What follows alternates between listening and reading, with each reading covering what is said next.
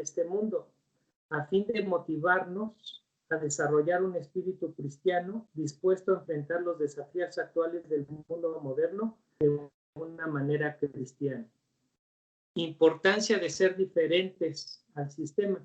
De hecho, bueno, la pregunta es, ¿qué quiere decir divergente?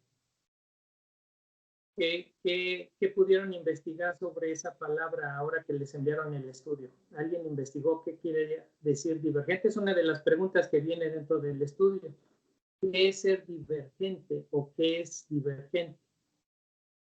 Pueden hablar o pueden escribir como gusten. Divergente tiene una aplicación. Bueno, ¿alguien quiere comentar? ¿Puedo guardar un poco silencio? Hermano Jorge, yo la verdad es que no conocía la palabra hasta que vi una película que se llama Divergente, que trata de una chica que tiene pues habilidades sobre la mayoría de la juventud, ¿no? Entonces ella representa un peligro para la sociedad en la que vive, porque puede descubrir cosas que los demás no. Entonces quiero pensar que tiene que ver con algo así. Bueno, de hecho, el estudio dentro de la introducción nos refiere a esa película que se proyectó en el 2014 y se refiere a 5 fracciones o 5 partidos o 5 grupos que se forman en esa sociedad después de una guerra y que tratan de vivir de esa manera, unos de manera pacífica, unos de manera guerrero, otros son intelectuales, otros es la verdad y otros son los que sirven, ¿no? Los abnegados. 5 grupos que se forman y aplican la palabra divergente a diferente, quiere decir ser diferente. No pertenece solo a un grupo, sino a otro. También la palabra divergente quiere decir cuando un rayo de luz pega en un prisma, se divide en varios, dependiendo de la forma del prisma. Eso quiere decir divergente. Y convergente es que se juntan todos los rayos o todas las líneas a un solo lugar. Eso es convergente. Y divergente es que rompe o salen de forma diferente. En esta película la intención es hablar de que son diferentes y que tienen más de una cualidad, más de una habilidad. El mundo moderno nos quiere calificar y trata de usar al ser humano como un objeto.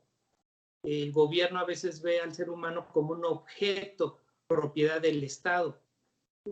Como yo soy el que gobierna, puedo tener el derecho de decidir qué van a estudiar tus hijos, qué les voy a enseñar y puedo hasta tomar decisiones por encima de los padres. Eso es una imposición, no es una forma bíblica de ver las cosas, pero el gobierno lo hace y así hay diferentes tipos de gobierno que tratan de solucionar los problemas sociales y tratan de imponer filosofías o formas de pensar.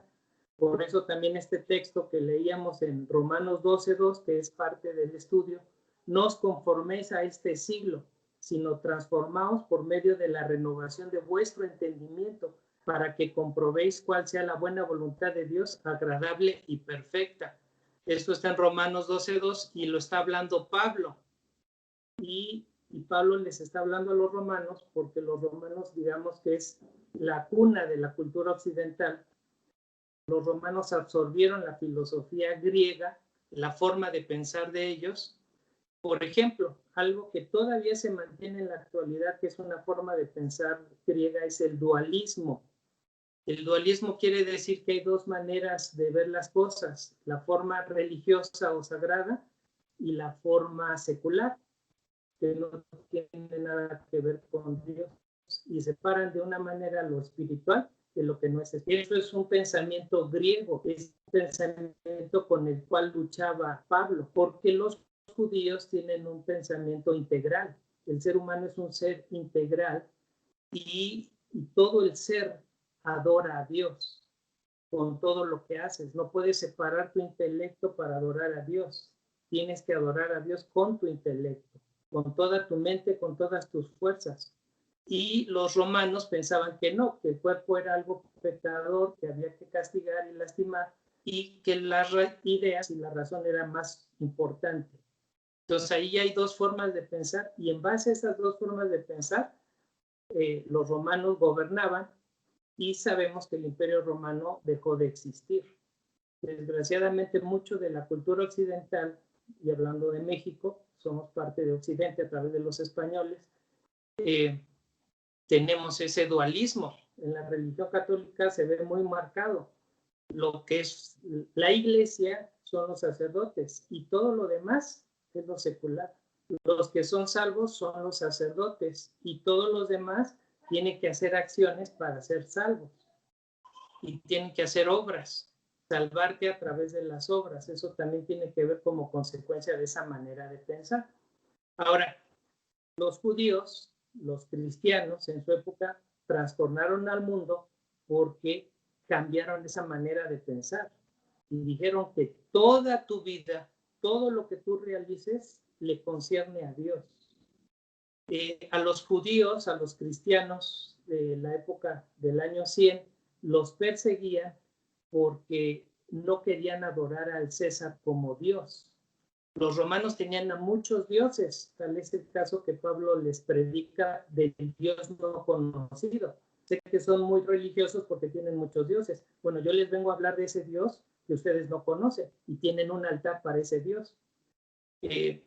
Pero el problema no era tener muchos dioses. El problema para los cristianos es que creían en un solo Dios verdadero que había hablado a ese pueblo y que daba vida eterna y que daba el perdón de pecados a través de la fe. Y era un solo Dios que exigía una adoración exclusiva. Los romanos tenían que adorar a César, que era el emperador, y cualquier persona que no adorara al César debería de morir. Entonces, los judíos hablaban de que no podían postrarse ante otra autoridad que no fuera Dios. El soberano, por sobre todos, es Jehová, es Jesús. Y no podían ellos adorar a alguien más, y por eso mataban a los cristianos. Si los cristianos hubieran adorado a Jesús y a César, pues hubieran perdonado. Pero como los cristianos solo adoraban a Jesús o a Jehová, los mataban. ¿Por qué? Porque estaban diciendo que sobre el emperador romano estaba Jesús. Sobre las leyes romanas estaban las leyes de la Biblia. Y como los cristianos obedecían las reglas de la Biblia, por eso los mataban.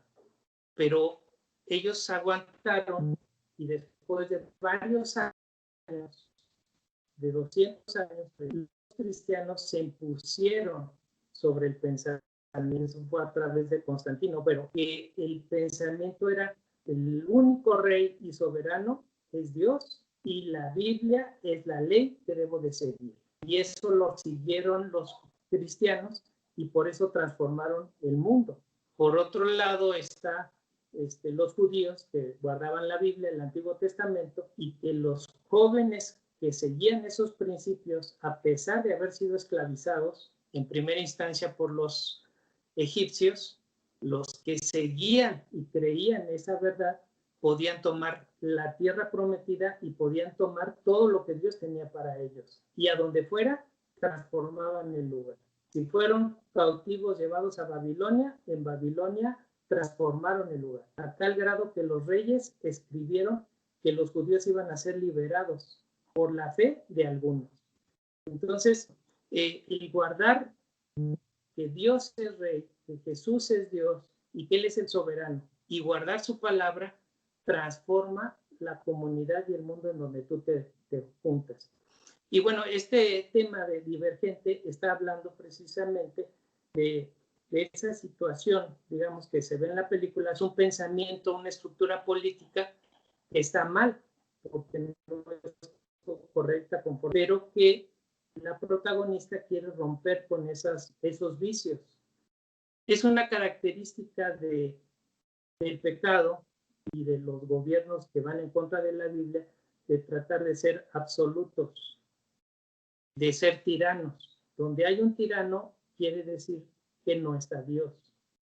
Dios es el soberano y dentro de esa soberanía Él pone a otras personas estén coordinando o siendo responsables. Por ejemplo, la educación. El responsable de la educación son los padres, según la Biblia. Y los que van a rendir cuentas a Dios sobre esa educación de los hijos son los padres.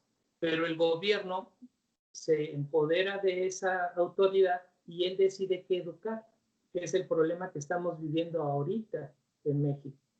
El gobierno quiere imponer una cierta enseñanza, por ejemplo, hablando de sexualidad, una enseñanza sobre la sexualidad que no es bíblica y que los padres no están de acuerdo, y entonces empieza a haber una lucha entre lo que el gobierno quiere y lo que los padres tienen que hacer. Obviamente tenemos que obedecer a Dios antes que a los hombres. Entonces, en la actualidad, a ustedes como jóvenes les tocan cosas muy tremendas por vivir. Esto de la sexualidad, la homosexualidad, el aborto, la educación, quién decide qué se educa y cómo se educa, la escuela, qué debo de estudiar y qué no debo de estudiar, qué debo de comer, qué no debo de comer, cómo debo de cultivar o no debo de cultivar, dónde debo de trabajar o dónde no debo de trabajar. El concepto del mundo es el éxito a cualquier precio. Lo que Dios nos habla del trabajo es que el trabajo es una herramienta para que suplas tus necesidades y para que bendigas a otros. Eso está en Génesis. Pero el mundo moderno nos habla de éxito a cualquier precio, aun si tengas que mentir o si tengas que robar o si tengas que pasar sobre alguien. Y la Biblia no habla así. La Biblia habla de ser guardián de tu hermano, ser mayordomo de la creación y con todas tus acciones adorar a Dios. Entonces, la Biblia es muy diferente a lo que el mundo te propone.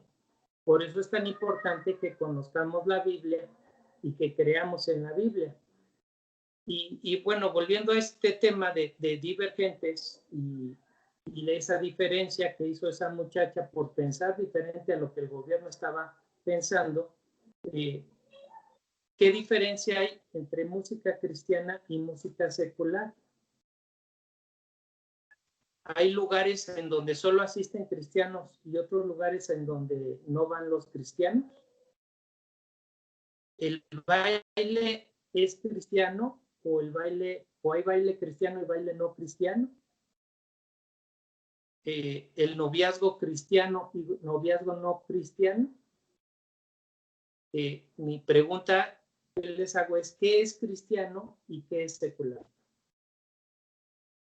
Pueden contestar ahorita, ya sea escribiendo o con el audio, como gusten. Pero, ¿qué es cristiano y qué no es cristiano? ¿Hay educación cristiana y educación no cristiana? ¿Hay gobierno cristiano y gobierno no cristiano? ¿O los cristianos no debemos de estar en el gobierno? ¿Qué piensan?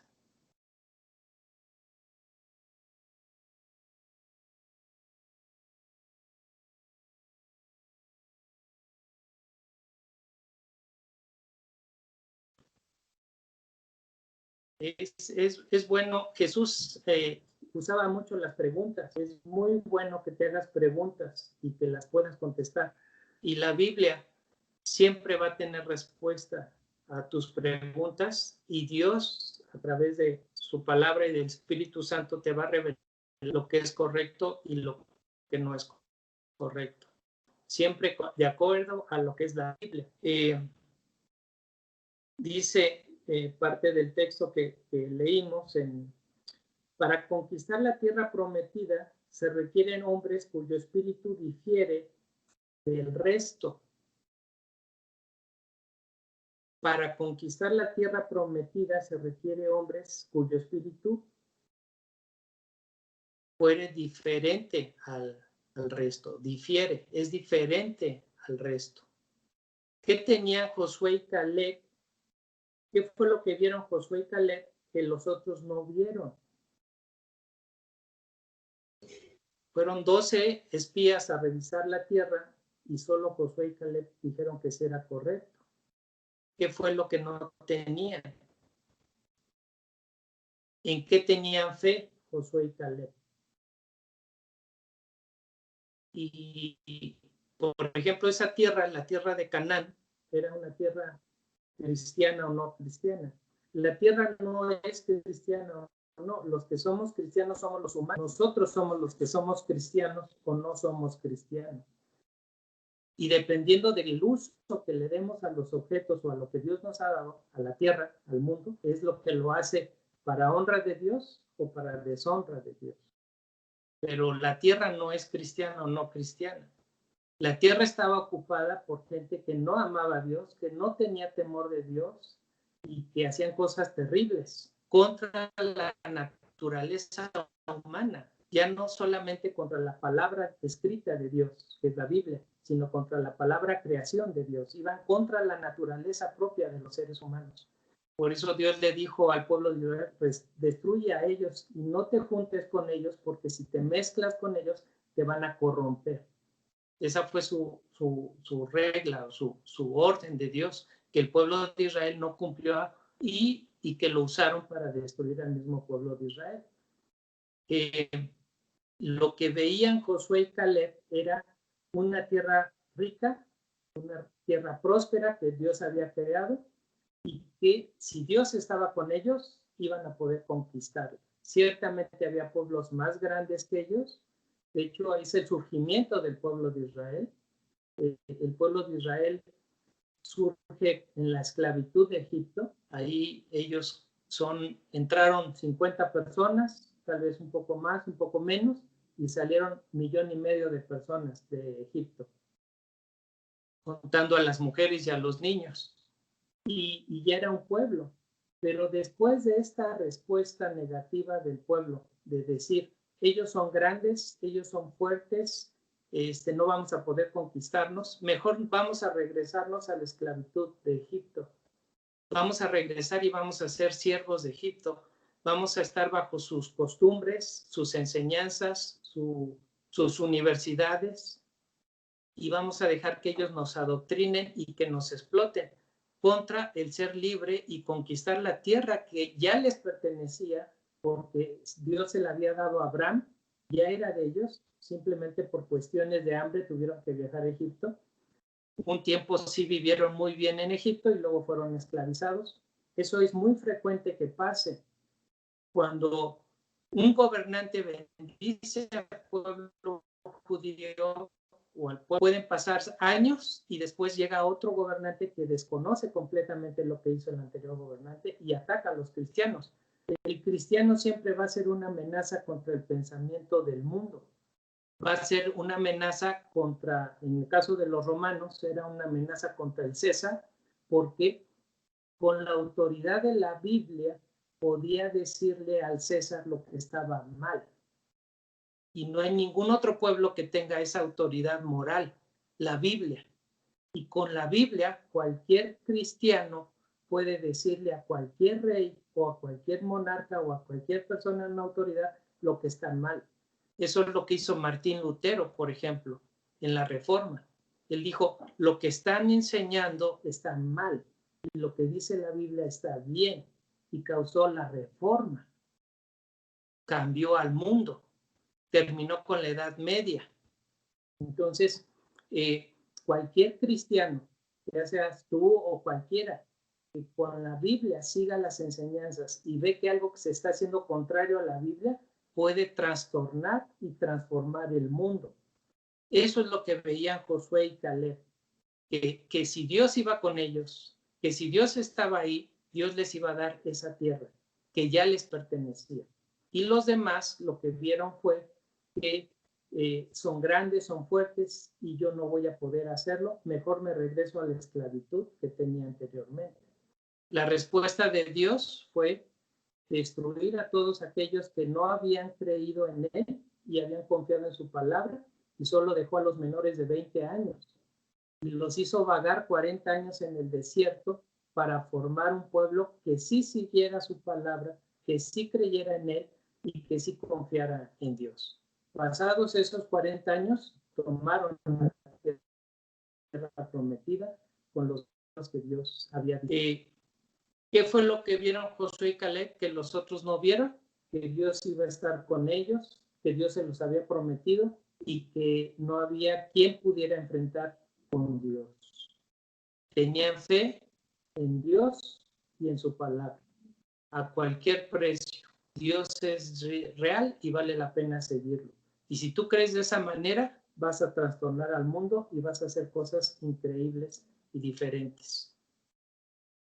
¿Qué es ser divergente? El que separa o el que es diferente. El que hace una diferencia de la manera de pensar del mundo. Y la manera de hacer esa diferencia de nosotros es a través de la Biblia. Lo que te hace diferente, te hace peligroso, es una frase que aparece en la película. Pues sí, te hace peligroso porque rompes las costumbres y las reglas de la sociedad. Dios no nos mandó a conformarnos a este mundo, Dios nos mandó a transformar el mundo. Podríamos decir conquistarlo, pero la batalla es de Dios. Realmente lo que nos pide es que vivamos su palabra y que creamos esa palabra y que esa fe que tenemos permita que yo muestre a otras personas que están equivocados, que están mal. Es lo que llamamos cosmovisión bíblica. ¿Cómo vemos las cosas? ¿Las vemos para Dios o no las vemos para Dios? Ejemplos simples. La evolución. Hay un pensamiento humanista sobre la evolución y hay un pensamiento creacionista o cristiano sobre la evolución. ¿Qué crees tú? ¿La Tierra tiene millones de años? ¿Cuántos años tiene la Tierra? ¿Quién te ha enseñado a ti? ¿La Biblia o el mundo? La cuestión, ahora sí que llamamos secular. El humanismo. El humanismo es estudiar el mundo que Dios ha creado, pero sin darle la gloria a Dios. Y el cristianismo es darle gloria a Dios con todo lo que Él ha creado. Estudiar la misma creación de Dios, pero darle la gloria a Dios. La Biblia dice una cosa y el mundo dice otra cosa. En el caso esto de la evolución, el simple concepto de millones de años. ¿Cuál es el objetivo de esto de millones de años? El objetivo es, como no pueden explicar y no se puede demostrar la evolución, pues lo mandan a millones de años. Si hacemos cuentas en la Biblia, vamos a ver una tierra joven, una tierra que puede haber tenido 6,000 años, 10 años, 20,000 años. Hay estudios científicos y estudios bíblicos históricos que concuerdan perfectamente. No está peleada la Biblia con la ciencia, está peleada con la falsa ciencia o con las teorías que tratan de denigrar a Dios o de que no le dan la honra y la gloria a Dios. Entonces ahí ya hay un pensamiento, ¿yo qué creo? Dios es el creador de todo, entonces debo de confiar en que Dios guía mi vida, en que Dios me ha salvado y en que Dios me va a guiar a lo largo de mi vida. ¿Qué voy a estudiar? ¿Con quién me voy a casar? ¿Cómo debo de trabajar? ¿Cómo debo de criar a mis hijos? ¿Qué debo de hacer? O sea, Dios me va a guiar. De eso depende de lo que yo creo.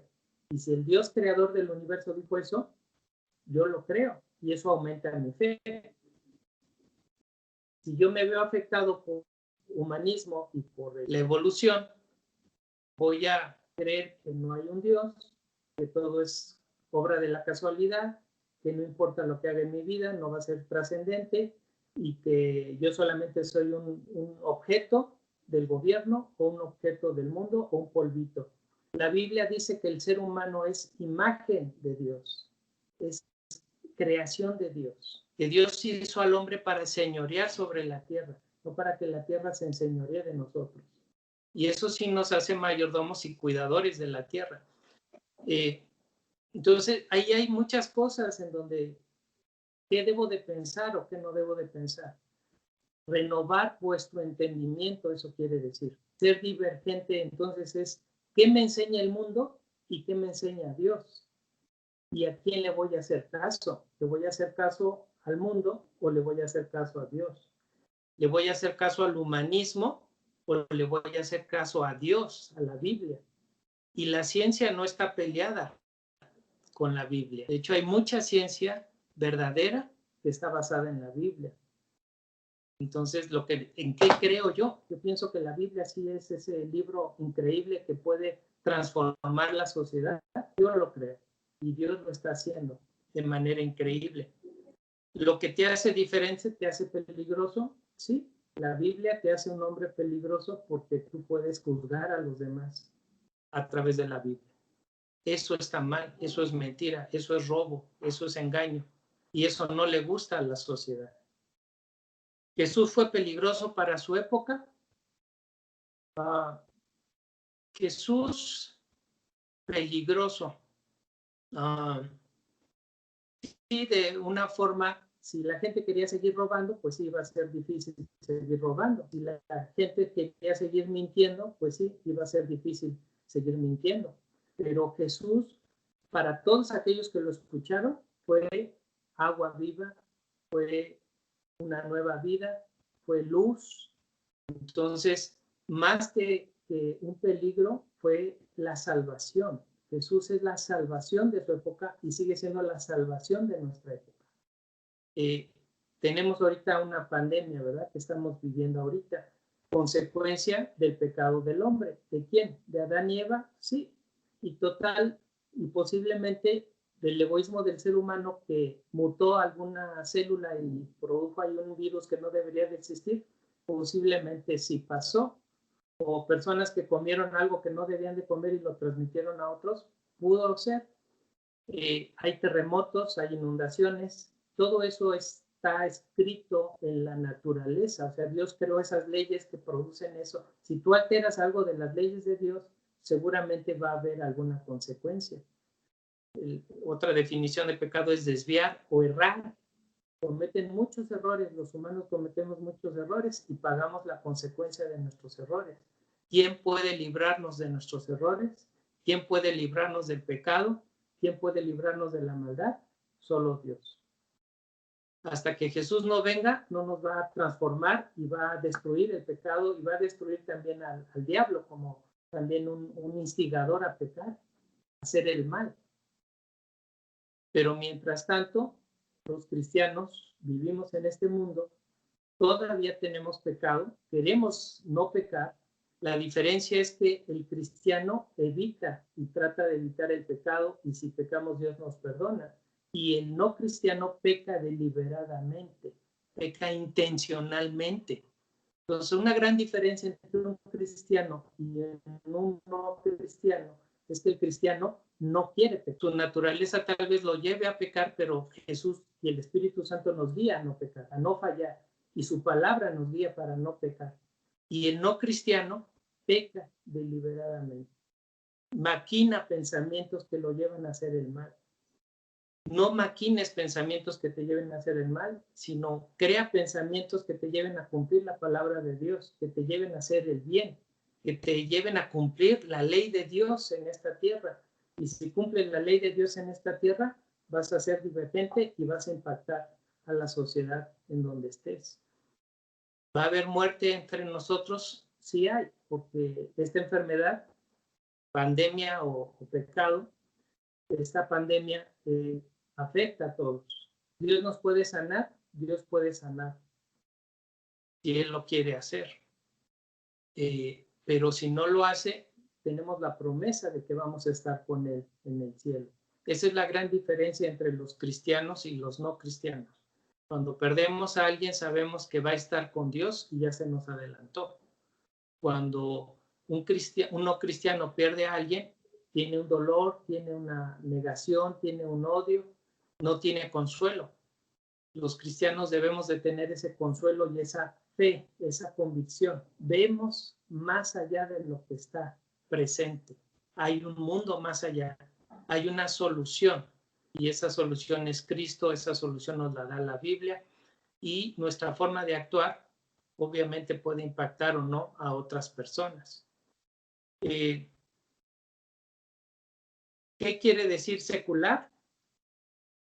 Es la diferencia, lo que platicaba hace un momento de el dualismo, lo que es religioso y de lo que no es religioso. Realmente, en pocas palabras, lo que yo les dije es, todo es de Dios, Él lo hizo, y el hombre es el que es cristiano o no es cristiano. Y el hombre es el que le da un uso correcto o un uso incorrecto de las cosas. Hay cristianos que se portan mal, indudablemente. Hay no cristianos que se portan bien, indudablemente. Solo Dios lo sabe. Pero el obedecer las leyes de Dios te permite hacer un uso correcto de la creación de Dios. Y cuando haces un uso correcto de la creación de Dios, estás honrando a Dios. Dios creó la sexualidad, por ejemplo. Si tú honras a Dios guardando tu sexualidad solamente para tu pareja, cuando te casas en matrimonio, y ahí puedes darle libertad al uso de tu sexualidad. Esas son las reglas que están en la Biblia. Si tú no haces eso y usas tu sexualidad fuera de tiempo, va contrario a la voluntad de Dios. Eso te va a traer consecuencias, porque todo pecado trae consecuencias y toda obediencia trae bendiciones. Entonces, si tú no obedeces, vas a traer maldición a tu vida, maldición a tu familia, maldición a tus hijos, pero es por consecuencia de no obedecer las reglas de Dios. Pues la sexualidad no es mala, es buena si la practicas dentro de las reglas de Dios. Es mala cuando la practicas fuera de las reglas de Dios. De por sí es difícil mantenerte puro y limpio en ese aspecto. Y ahora si te están legislando o cambiando leyes para decirte, pues está bien que abortes, está bien que seas homosexual, está bien que te gusten los niños. Están legislando el pecado.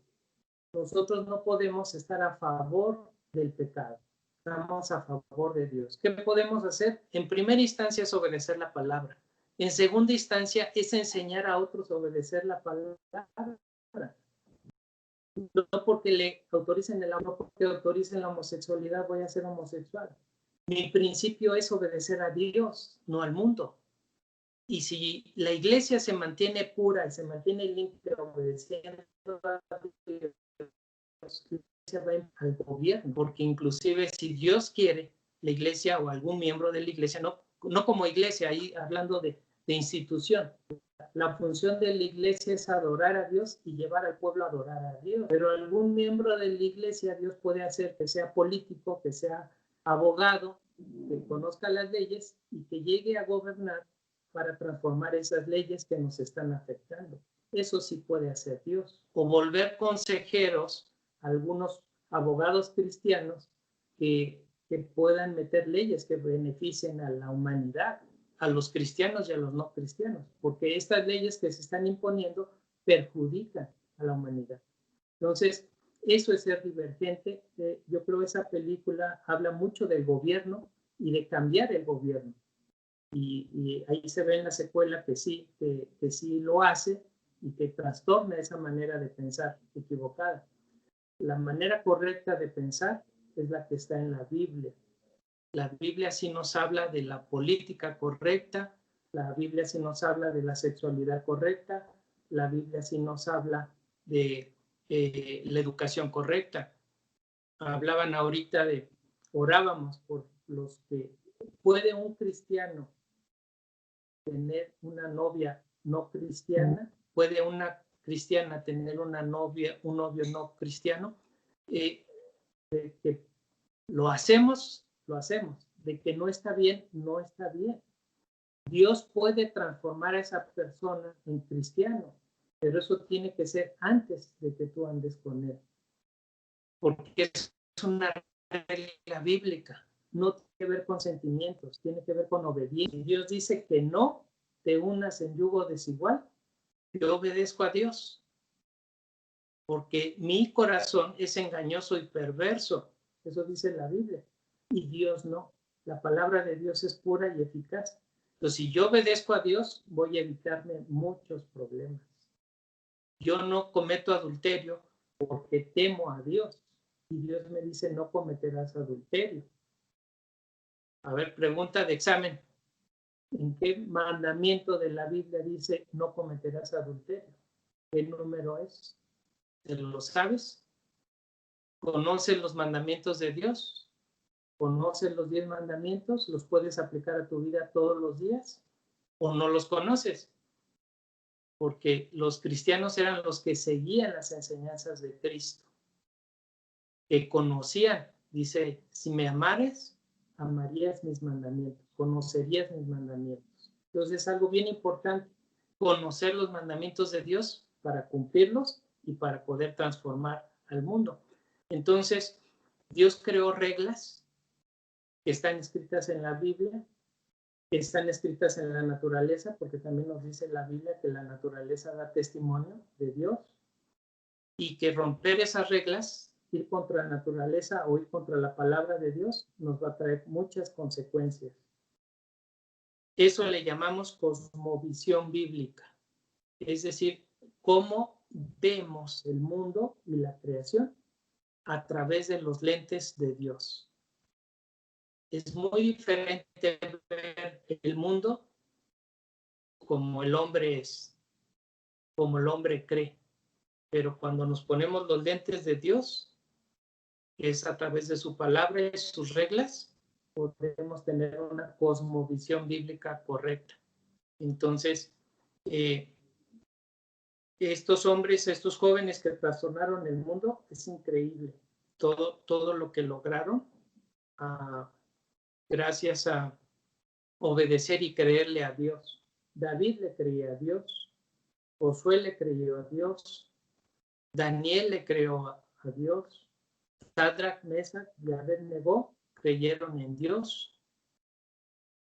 Entonces, la música la creó Dios, tú la haces que adore a Dios, que provenga de un cristiano o que no adore a Dios. Los objetos no son cristianos o no son cristianos. Los objetos no creen en Dios. Tú sí. Tú lo haces diferente. Que toda tu vida honre y glorifique a Dios. Yo le llamo ser cristiano 7/24, los 365 días del año. 7 días de la semana, 24 horas al día, todo el año. Que toda tu vida sea un honor, una honra a Dios, y que tu vida esté guiada por la Biblia. Y con esa autoridad vas a poder tomar la tierra prometida, vas a poder transformar leyes, vas a poder tener tu esposa, vas a poder cumplir tu carrera y vas a poder hacer lo que Dios te mande que hagas. Esa es la visión, eso es lo que ellos veían. Veían que Dios es capaz de hacer cualquier cosa si nos lo proponemos. También habla de la fe, de los hombres de la fe, ¿no? Pues tú analiza a cada uno de esos cristianos que aparecen y vas a darte cuenta de que confiaban en Dios. Eran hombres o mujeres defectuosos, como tú, como yo, pero con Dios, conforme al corazón de Dios, trataban de hacer su voluntad y Dios los honraba. Creo que esto es el tema principal, ¿no? No sé si hay alguna pregunta que tengan, algo que quieran ampliar o decir. Como conclusión, los hombres de fe fueron divergentes, diferentes a la cultura y filosofía de su época. Con mi vida tengo que mostrar el reino de Dios. Yo hago la diferencia en todo lo que hago. Si vivo conforme a lo que creo y todo lo que hago lo hago como para Dios. Como les decía, ser cristiano 7/24, los 365 días del año. Y si soy de esa manera, el mundo va a ser cambiado por mí. Mi testimonio de obediencia a Dios y a su palabra. Les digo, tengo 36 años de cristiano, de formación ingeniero. Yo ya tenía 2 de mis hijos y decía, voy a meterlos en una escuela cristiana. Busqué alguna escuela cristiana. ¿Qué es lo que son escuela? ¿Qué es cristiano o no es cristiano? Es una escuela en donde se enseñan los principios y valores bíblicos. Estaba yo viviendo en esa época en la ciudad de Querétaro y no había escuelas cristianas. Entonces, buscando respuesta de Dios, orando a Dios, le digo, Señor, no hay escuelas cristianas y yo quiero que mis hijos estudien en una escuela donde se enseñe tu palabra y tus principios y tus valores. Y me dijo Dios, bueno, ¿y qué piensas hacer al respecto? Le digo, pues buscar una escuela cristiana. No hay. ¿Qué piensas hacer al respecto? Digo, pues no sé. Y Dios me dice, abre una escuela cristiana. Le digo, pero yo no soy maestro. Y entonces le digo, ¿y qué te impide ser maestro? ¿Por qué no estudias una licenciatura en pedagogía y abres una escuela cristiana? Entonces tuve que estudiar y tuve que abrir una escuela cristiana. Y por eso estoy en el área educativa ahorita, de formación o abrir escuelas cristianas, porque no había y era necesario abrir escuelas cristianas. Entonces, Dios te habla y Dios te dice qué es lo que tienes que hacer. Tú te das cuenta de lo que hay o lo que no hay en el mundo y lo que hace falta. Y Dios te dice que te quiere usar. Depende de ti si dejas que te use o no te use. Creo que es todo. Si no me ponen fin, yo sigo hablando, ¿eh?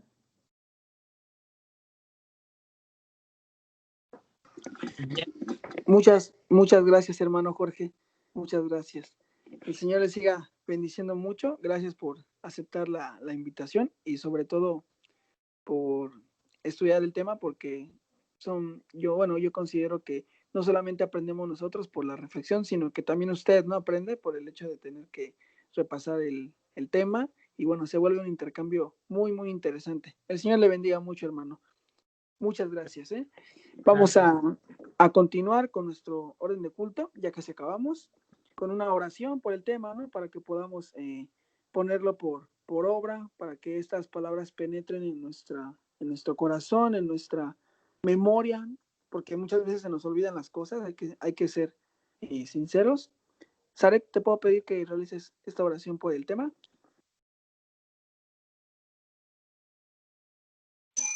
Sí, vamos a orar. Bendito Padre Celestial, te damos muchas gracias por la exposición de tu palabra que tuvimos en esta tarde. Gracias porque ha sido de bendición, porque realmente